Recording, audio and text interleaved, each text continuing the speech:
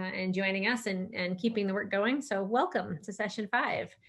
And today we are going to start with, again, like we always do, a reminder of our agreements. But as we talked about at the end of last time, we gave you the shortest survey in history, the 1-question survey at the end of the last session, asking folks for some reflections on how our groups have been working. And so in addition to revisiting our community agreements, we wanted to share some themes of those reflections with you. So I'll share these.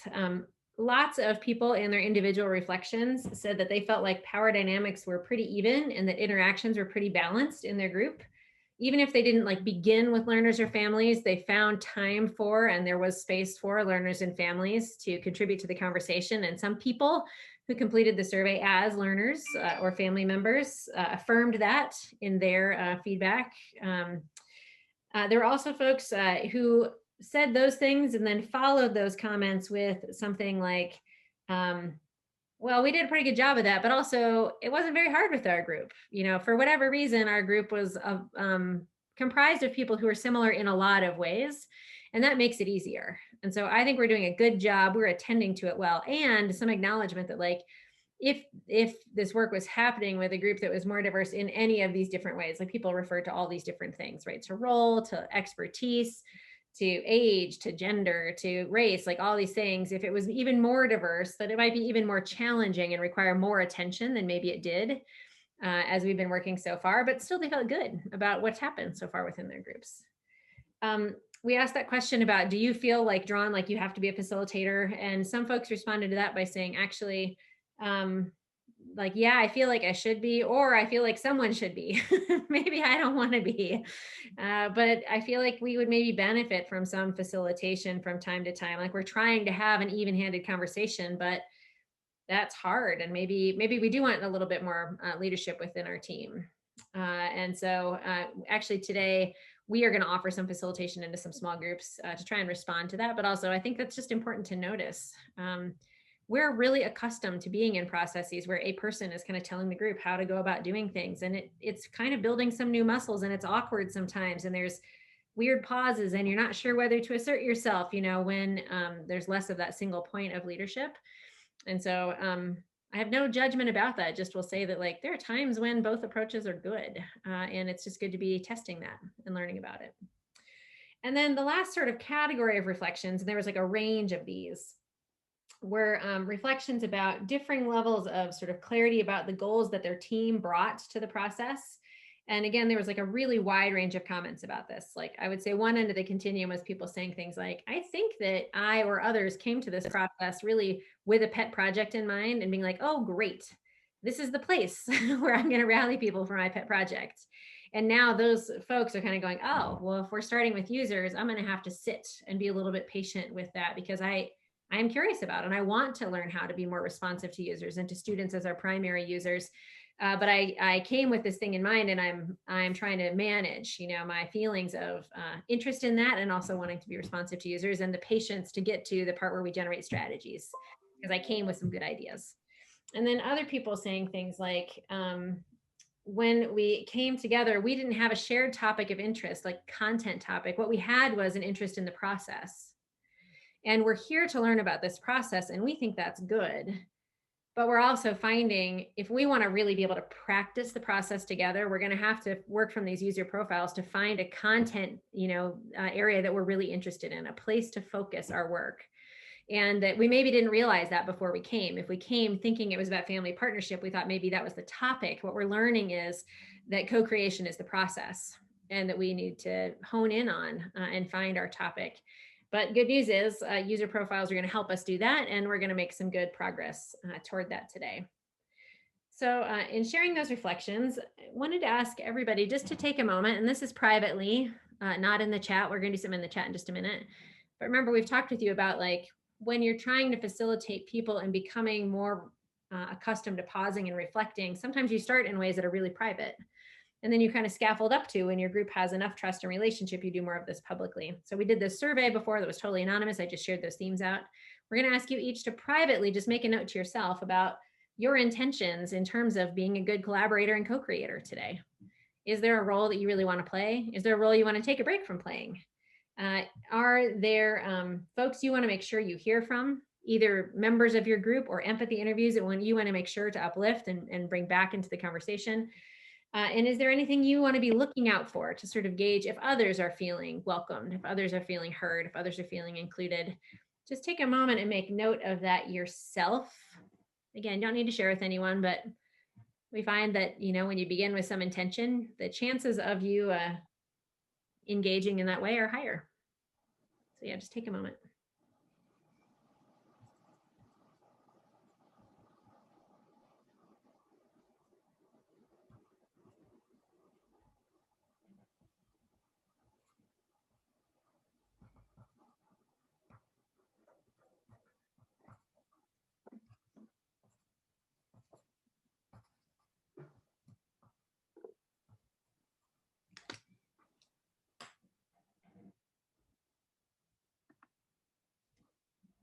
All right, so now we are going to share our thinking publicly, but in the chat, which still feels, at least to me, feels a little more comfortable than having to chime in on a Zoom call where I might be stepping over or interrupting someone. And the question is, kind of coming back to that first part of the process, which is the empathy part of the process. We've been doing that with empathy interviews, and we're collecting some sort of themes of that empathy in these user profiles right now. And the question for the chat is, how might beginning with empathy change some common work that happens in your school community? And there's a list of suggestions here, right? These are things that we all do from time to time. We design the calendar. We make curriculum selections. We design teacher evaluation. We have grading policies. We have discipline policies. And the question is, for these or for any other thing that's you came in with top of mind today, that's sort of the normal business of school in your context, how might beginning with empathy change that work? So take a moment and go ahead and respond in the chat.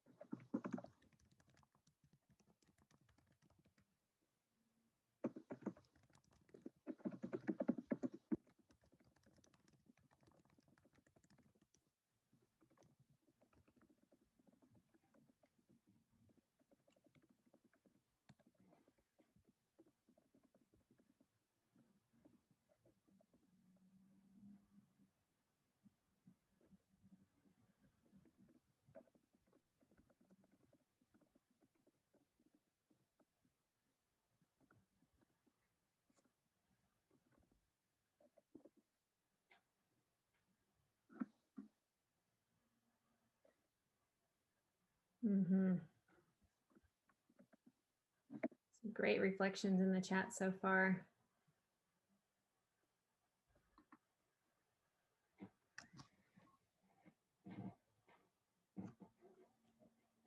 While people continue to write, I will say that Donnie and Paul and I had a reason recently to revisit grading policies. And we engaged with grading policy that like very clearly had not been written with any kind of empathy or co-creation with kids and families. And we were sort of surprised to find both like how common some of the language seemed to us and also how really judgmental and disengaging a lot of the language was. And we just thought, gosh, if you had started with some students and some families are some of the primary recipients of that grading information as communication, you would never have written the policy the way that we encountered. And so I'll just offer that as an example, affirming some of what you all are saying in here, that it does tune you in a different way. Yeah, bringing perspectives that aren't always heard, getting rid of some assumptions, noticing if they disproportionately affect anyone within the community.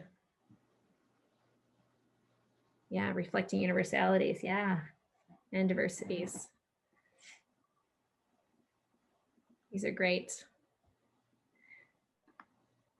Well, thank you for pausing there. We just wanted that as a moment of connection before we get into our agenda today, because we are really moving today out of the empathy process solidly into, we are defining things, and we want to keep this empathy in mind. That's why we did it, but we want to make sure we had a little bit of synthesis about that ourselves too. As Donnie was sharing earlier, in our work with folks doing things like this in other places, that is often the part of this that sticks with them in a really powerful way. You were sharing, Donnie, about PD. He was the principal from Denver that you were with this morning. You know, the process of pausing and empathizing is changing. I think for him, like really how he makes decisions, how he relates to his community, it's pretty fundamental. So important to just pause and notice that. All right, our agenda today, we are going to give you some things to consider, and then we're going to give you a bunch of time to work in your teams today. We're going to ask you to consider one way to design for these groups of users who might have different needs. You may have noticed you've been hearing and empathizing with students and families and educators, and maybe they don't all say they need exactly the same thing. But we're going to talk a little bit about how to consider those different users at this stage in the process, which is shifting from, we'll finalize user profiles, and then we're going to start to get into, as it says here, the how might we statements, which are really problem statements. We're not yet saying how we're gonna. I want to be clear, this isn't strategy generating day, but get excited because that's coming. Our next session is strategy identification day, which I think is the most energizing and fun part of this process in a lot of ways, because everybody here is a designer and has great ideas to offer, and those days are really fun. But today is, how do we define the problem? So what do we hear from our users? Can we crystallize that into some user profiles? And if we look at those profiles, how can we identify and really define clearly the problem that we are trying to respond to as designers and as collaborators in our community? So just a refresher, because we try to always anchor in this graphic so that when you go to bed at night and you're wondering about design, you just think of this like picture of a cell in your head. So we're over here, right? We're defining with user profiles and we're defining problem statements. And we have two things again to think about: designing for multiple users. And then the other thing we're going to offer is how to keep the profile as close to what is observed as possible. Donnie's going to talk to us a little bit about the ladder of inference, which, like most ladders, gets scarier the further you go up. So, but we're going to start with this question of the three users. And Paul is going to talk us through how to consider these three users at this point in the process. Oh, I think you're muted, Paul. Thank you, Gretchen, and good afternoon, everyone. The next three slides really came about when we were working with the North Dakota Alliance, PK-12 Alliance, and really wanted to think about the fact that we have multiple users in the system. And so when we think about problem identification, and we think about the fact that we have these three users, we have the students, especially those students who are marginalized, and who would really, that's really where our targeted user is, if you will. But we also have these other users as well. We have families, and they have essential roles and needs, and they themselves might also be significantly marginalized. And then let's not forget, we also have the educators who are essential partners and have their own needs during this time, and particularly in the uncertainty of the times that we've been through in the last year. So how can we approach the process of problem identification when we have these three user groups and we care deeply about them each, but whose needs may actually not align? In other words, if we were going to just solve for problems for students and not take into consideration families or educators, we might find that we might end up with something that wouldn't be workable with the folks who are all involved in the system. So as we think about this, what we're thinking about is that we need to be listening, first of all, from the students. We need to be listening to them so that we can identify what their problem is. So the first piece that we need to do, and Donna's going to talk about this in a second, is really focus on what the students told us, and then really focus on the problem identification based on what they said and really on the words that they shared. Similarly, with families, we need to hear what they are saying, particularly those who are not central to our process, and consider them as essential partners, particularly in supporting students. And so when we find student issues, we want to think about how that also impacts families. And it's important to address the entirety of the problem so that they're both addressed. Same thing for educators. How might we address problems for students in a way that would address this related needs for families, but also take into account issues that educators have as we're addressing the solution? This is really an approach to looking at targeted universalism, if you will, and opportunities for targeted universalism. So when we think about problem statements by user group, if we can start with the students and think about where does that lead us, and then how we might progress towards solving the problem for learners, and how families might help learners, and how might educators also be part of the solution for learners, but also that we would do it in a way in which it would work for the educators as well. So let's look at this again in another way. To do this, we really need to have clear profiles for each kind of user. We need to have profiles for students. Then we need to progress to have profiles for families as it relates to students, and how might we progress towards the problem for learners in a way that educators can actually accomplish them. So we really believe by doing it in this order that we will not lose our focus on the needs of students, particularly the most marginalized students, but we would do it in such a way as in which we'd address the concerns of families and of educators as well. Now, Donna's going to talk a little bit about this ladder of inference that Gretchen mentioned before. Great, thanks, Paul. I think I just really love the way that Paul helped us recenter on this idea of getting the profile right. And it's really hard to overemphasize this focus. The whole process of liberatory design and design thinking overall, it's a little bit like that final scene in Indiana Jones and the Last Crusade. Okay, they're in the temple, and there's like a whole bunch of little puzzles they have to pass, and they're all fraught with danger. Right, you step off one side, you can mess up the whole thing and not get to the end. And the place where we are in right now is not making too many inferences about what students need. So we have to get really grounded in and check each other and check ourselves around what assumptions we're making. So for all of these, it's a useful tool to maybe consider this. This is a tool that was developed at MIT many years ago that helps name where we are in the train of logic of how we interpret data. So at the very bottom, you see this pool of observable data. Okay, let's just say that you're all in a meeting or you're in class, students, and the teacher sees somebody looking down at their phone.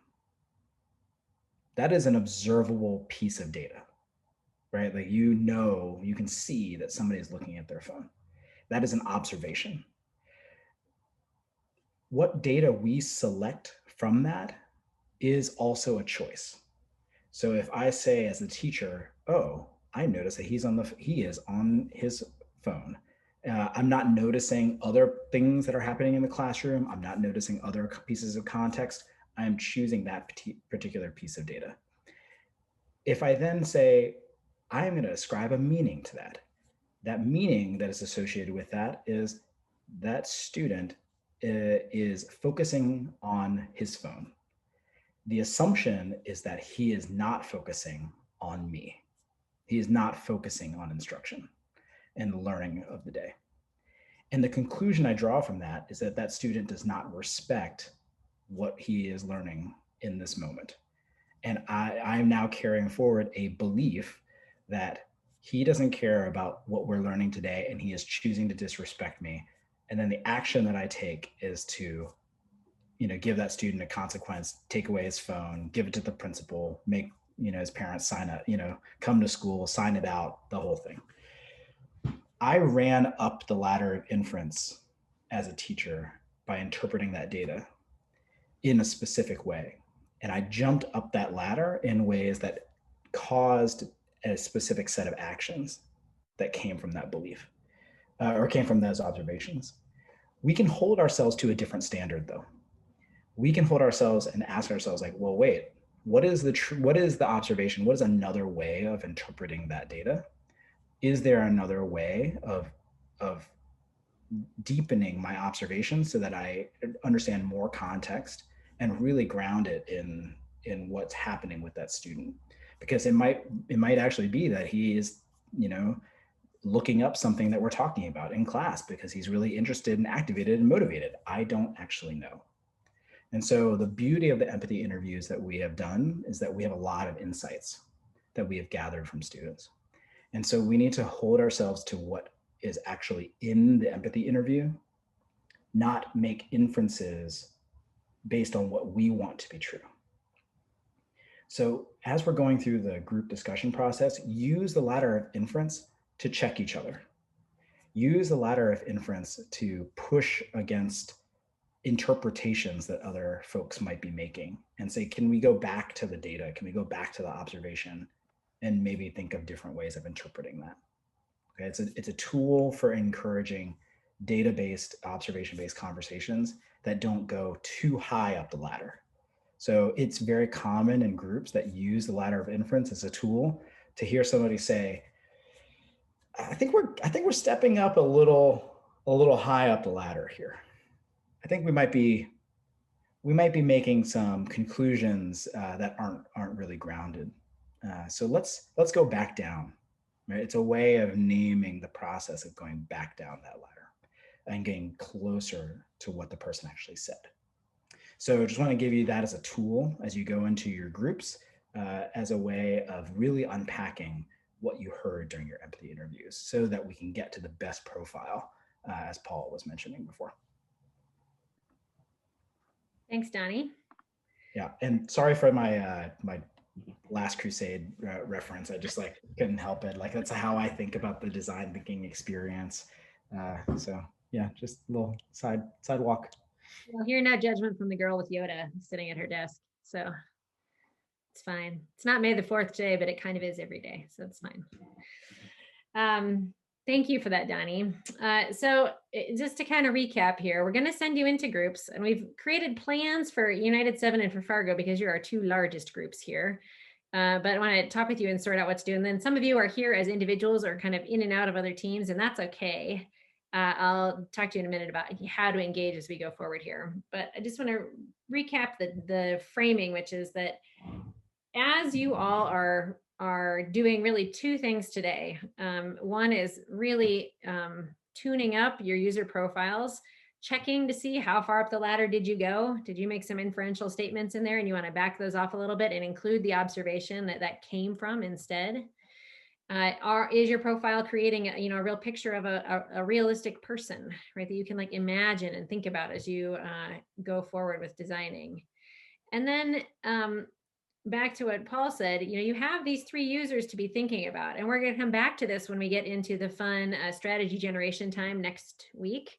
But right now, even as you're thinking about honing in on the problem statement, which is your second task today after profiles, when you really try to identify that problem, and you're going to identify several you could work on, we're going to ask you to decide what is the one that you're going to focus on as a team. Whether you came to this planning to focus on a problem together, or you came to this planning to just learn about this process, we want you to choose a problem and design in response to it. We hope it's something you actually go and enact, but even if you don't, doing that is the best way to learn about how to do this, okay? So we're going to ask you to choose what is the problem statement you want to focus on. When making that choice, we want you to think about your users the way that Paul described. What is the problem for students that we think is most important, compelling, essential to respond to? And if we're having trouble with that, we can think about, for any of the problems that we've seen for students, if we were to help resolve those, would it also make things easier for families? If we were able to resolve those, would it also make things easier for educators? That idea that you might get some universal benefit from targeting your focus on this user, we want you to start looking for that. And as Paul said, we'll do that again, right, when we get to strategies next week. So we want you to keep those 2 things in mind. And then here are our plans for the 2 largest groups. United 7, you guys usually break off in a room by yourselves. And so, and I know you're a little solo today, but we can be in a room with you, okay? So a couple of us can join you for the work.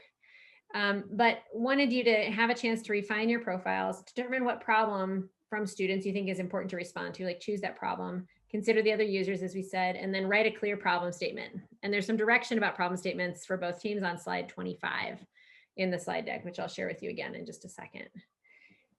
For Fargo, it's a little bit different. You guys broke into some subgroups to focus on different users last time. And I don't think any of you felt like you fully finished that profile. And so we want you to be able to go back out into your user specific groups for about the first 10 minutes.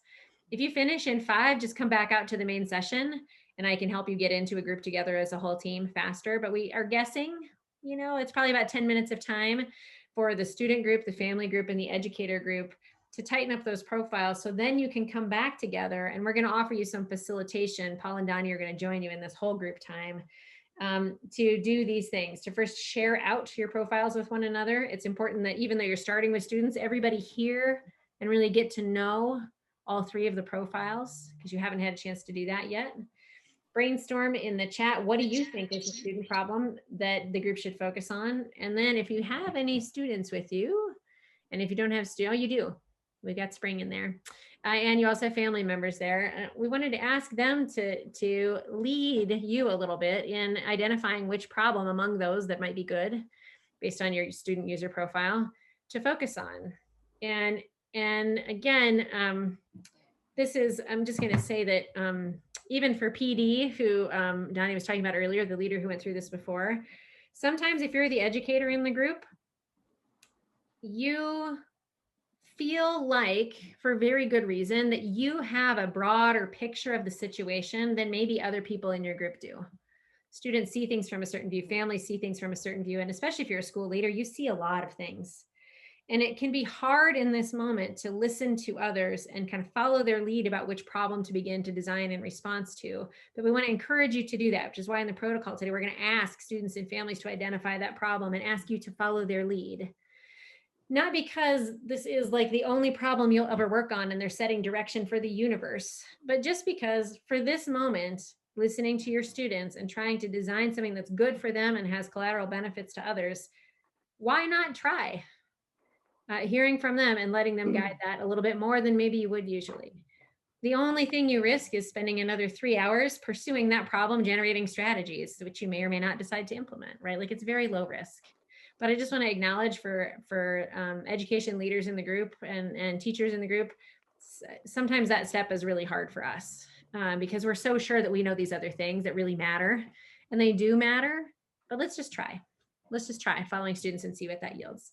So that's the plan for Fargo, is to do that. And again, to get down to your problem statement, referring to slide 25, which gives some guidance about problem statements, and we'll be in your groups and can help offer some guidance about that too. So we're going to go into groups. You're going to have this time. If you're an individual, when I say go into groups, hang out here for just a minute. If you were part of a group working on student things with other Fargo people last time, or educator people, or families with Fargo, I'll probably plug you back into that same group. If you have, or if you're just like, I'm really interested in what a student facing group would do or a parent facing group, I can just help you navigate that a little bit. So those of you who are here as individual participants, just stick around in the main session for a second. But for everybody else, I've made the breakout groups so that they're named. So there's a breakout group for United 7, which again, you and I can talk about. There's one for those folks who are part of the Fargo student profile, the Fargo family profile, the Fargo educator profile. There's another room for Fargo whole group, which we'll bring you into as a group as soon as you finish these first 10 minutes. And then there's one for individual participants if we decide that actually you want to work together on something rather than join some of these other groups. So I'm going to open the rooms. If you are a Fargo person, I hope you'll find the right place to go.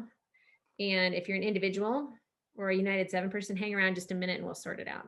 Okay, any questions before we go out to our groups? You're gonna have a hunk of time, as you can see on the slide, like 30, 35 minutes probably in your group, all told.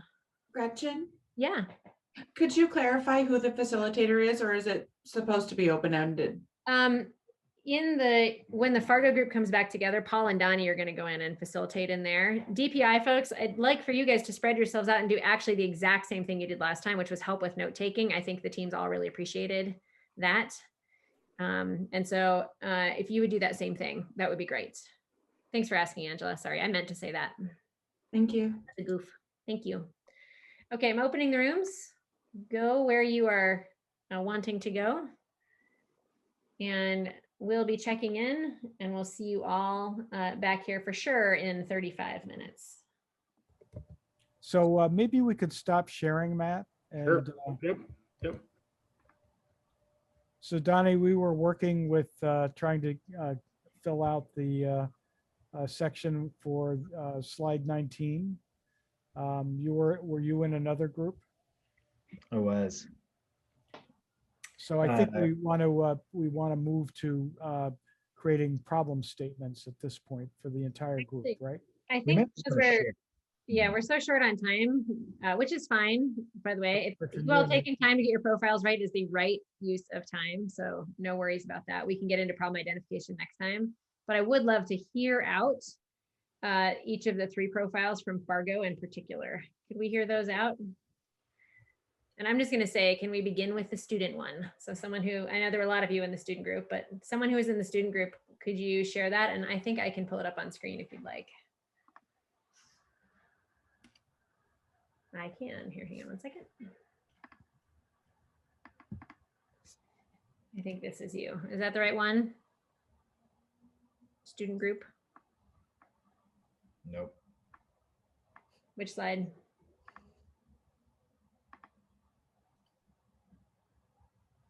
Can someone from the student group just tell me which slide to go to? We were on 19. Is that what you mean? It's color coded? Yep. Yeah. Okay. Okay.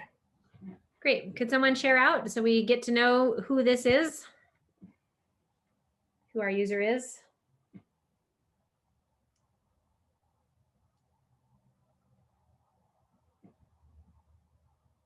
Is Spring Moss still on the call? I am. Do you want to speak to it as a student? Sure, I can. Thanks, Spring. I think I'll be most familiar with the interview I did, but I think so our needs, there's the need for connection, understanding, and to I think our goal became to eliminating miscommunication or misunderstandings between the education system and homes, parents, students, stuff like that. And I think trust and a sense of welcoming became a central focus for us to provide for homes and students and to parents. Yep. So I can already start to imagine, based on what you just shared, Spring, where you all might head in terms of a problem statement, right? Problem statement might be students and families are not feeling deep trust. And one of the things undermining that is some clarity in terms of communication. You might be heading in that direction in terms of problem statement. So those are really helpful. So Gretchen, we had a lot more on our slide. Do you want than me to we're reload? showing here. Yeah.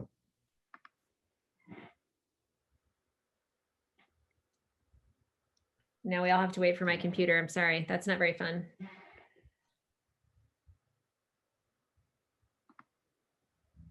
Look at that. It's like a whole different slide.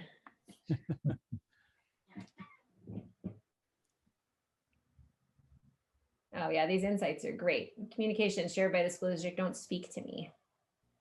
Trust needs to be built through communication and by treating students as whole people. I'm guessing is sort of, I see there's a question mark there, but treating students as whole people. Right. And you might see above, there was an attempt to start a problem statement. Mm-hmm. Yeah.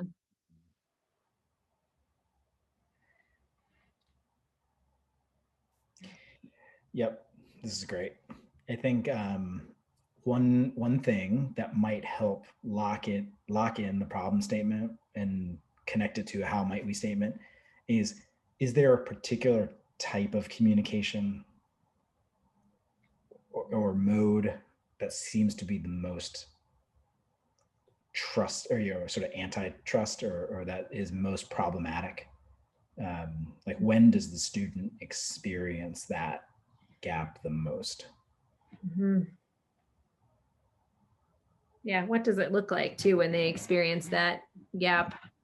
I know a lot of times teachers, when we hear communication, we think about like newsletters and written things that go out, but that might not be at all the kind of communication that's having the impact of not being trust building with families and kids. Sometimes it is conversations.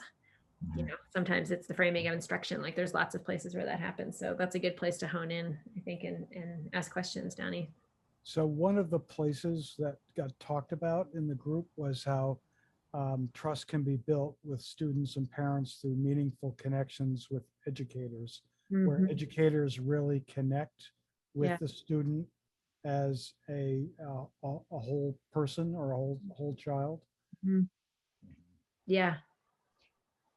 And sort of then like again like kind of you can one way to that'll sort of shine a light on a potential solution place is like, is there a particular type of conversation or is there a time when you're supposed to meet as people and understand each other as people that just completely goes sideways the most often? Like, Yeah. And if where is that? And then that can be the place where the design hones in.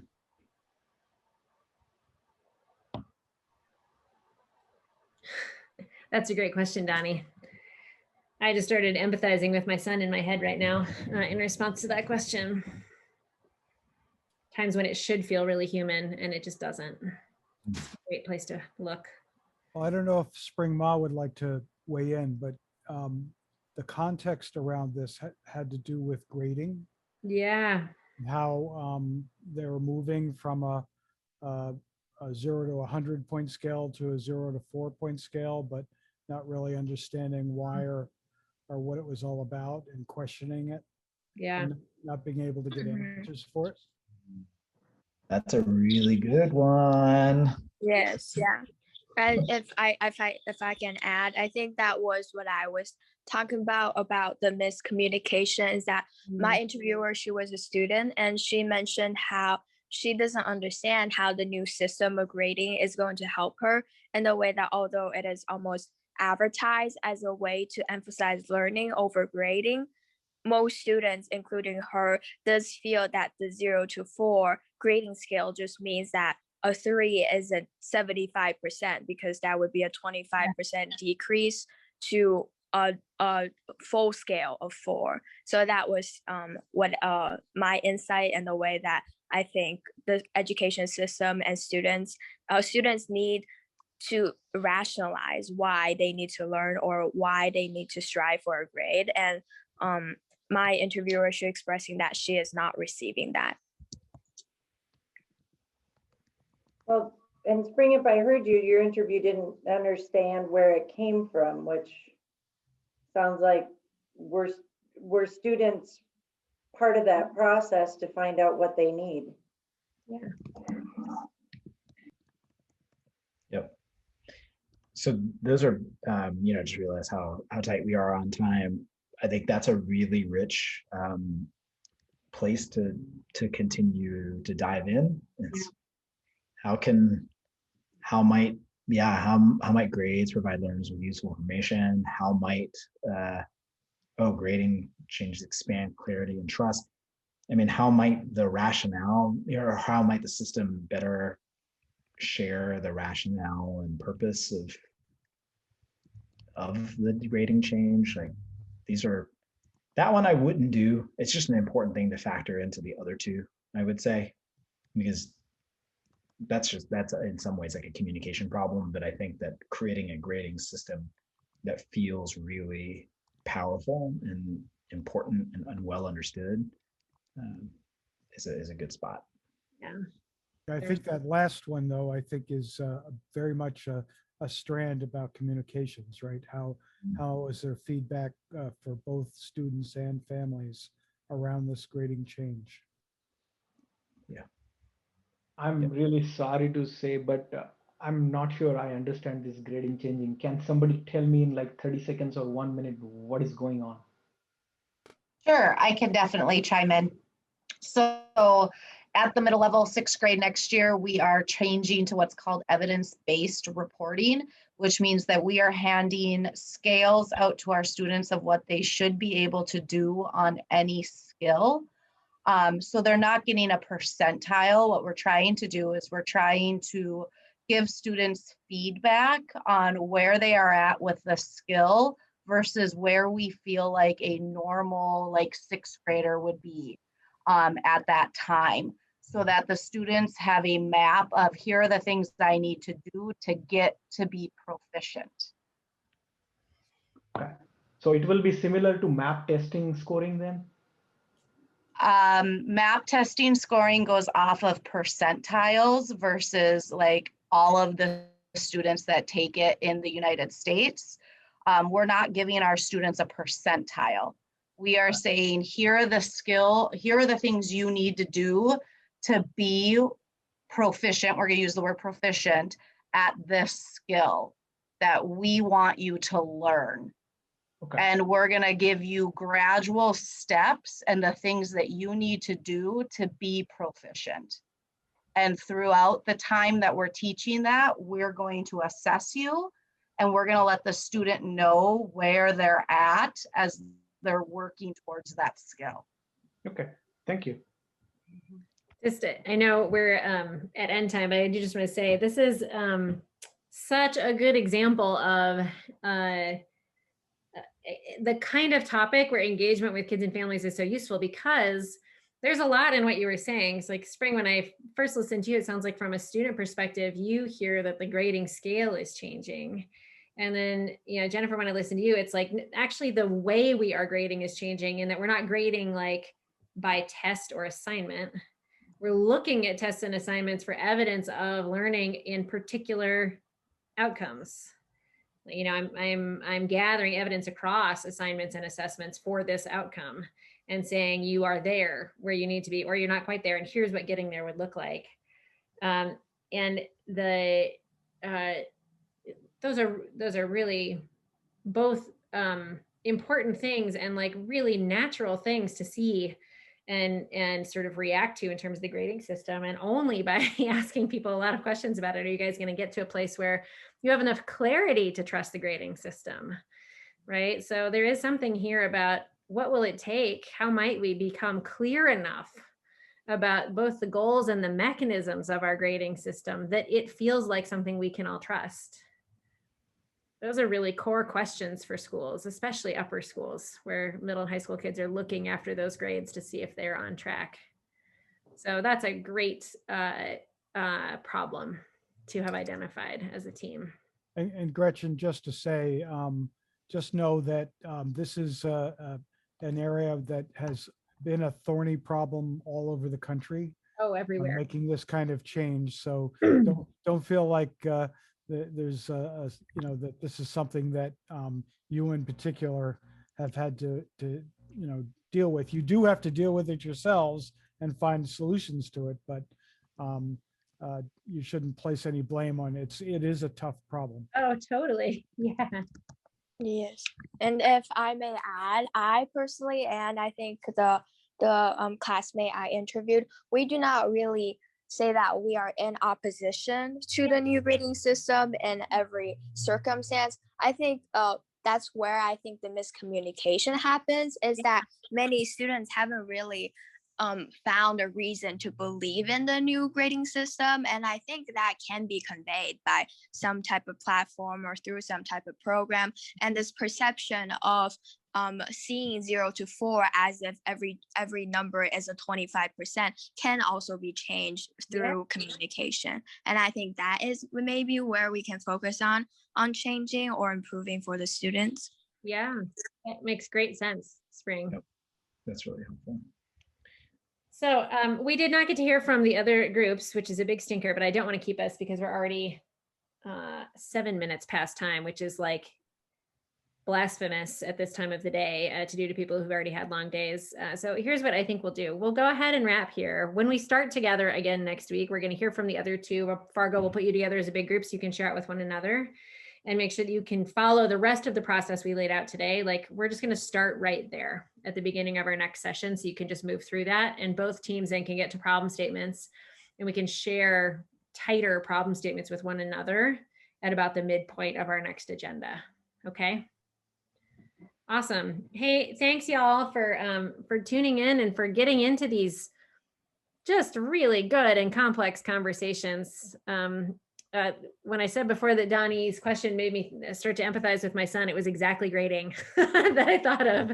So yeah, it's very universal and so complicated, and what a great way to focus co-creation in something that is so important and so complex. Just great. So everybody have a good night and a good rest of your week, and we will see you next week. Thanks, everybody. Bye all. Thanks.